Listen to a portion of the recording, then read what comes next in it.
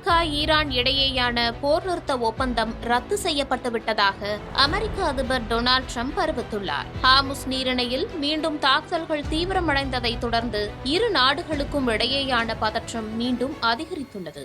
என்ன நடந்தது என்று பார்க்கலாம்.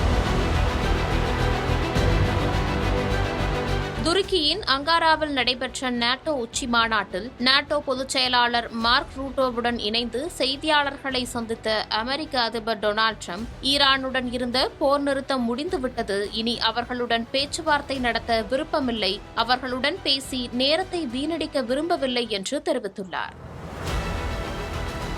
கடந்த மாதம் அமெரிக்கா மற்றும் ஈரான் இடையே ஏற்பட்ட போர் நிறுத்த ஒப்பந்தத்தை இரு நாடுகளும் தற்போது ஒருவரை ஒருவர் மீறியதாக குற்றம் சாட்டி வருகின்றன.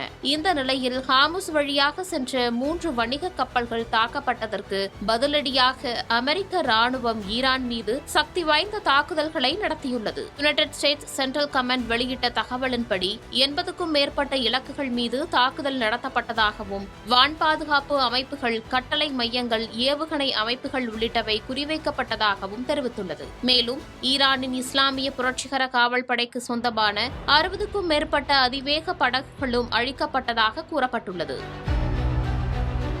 இதற்கிடையில் அமெரிக்க கருவூலத்துறை ஈரான் மீண்டும் கச்சா எண்ணெய் விற்பனை செய்ய வழங்கப்பட்டிருந்த தற்காலிக தடை விலக்கையும் ரத்து செய்துள்ளது. இதன் தாக்கமாக சர்வதேச சந்தையில் கச்சா எண்ணெய் விலை கடுமையாக உயர்ந்துள்ளது. பிரெண்ட் கச்சா எண்ணெய் விலை 5.7% உயர்ந்து பேரலுக்கு $78.41 வெஸ்ட் டெக்சாஸ் இன்டர்மீடியட் கச்சா எண்ணெய் விலை 5.9% உயர்ந்து பேரலுக்கு $74.6 உயர்ந்துள்ளது. மறுபுறம் அமெரிக்க தாக்குதலை கடந்த மாதம் கையெழுத்தான புரிந்துணர்வு ஒப்பந்தத்தை மீறும் செயலாக ஈரான் கண்டித்துள்ளது. மேலும் அமெரிக்காவின் ராணுவ தாக்குதலுக்கு எதிராக தனது இறையாண்மை மற்றும் தேசிய பாதுகாப்பை காக்க தேவையான அனைத்து நடவடிக்கைகளையும் எடுக்க தயங்க மாட்டோம் என்று ஈரான் வெளியுறவுத்துறை எச்சரித்துள்ளது.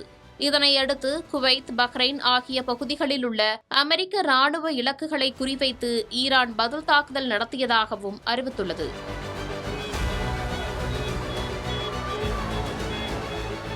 ஹார்முஸ் நீரிணை உலகின் மிக முக்கியமான எண்ணெய் கப்பல் போக்குவரத்து பாதைகளில் ஒன்றாக இருப்பதால் அங்கு மீண்டும் பதற்றம் அதிகரித்திருப்பது உலகளாவிய எரிசக்தி சந்தை மற்றும் பணவீக்கத்தில் தாக்கத்தை ஏற்படுத்தும் என்ற அச்சம் எழுந்துள்ளது. இதன் எதிரொலியாக இன்று பங்குச் சந்தையும் கடும் சரிவை சந்தித்துள்ளது.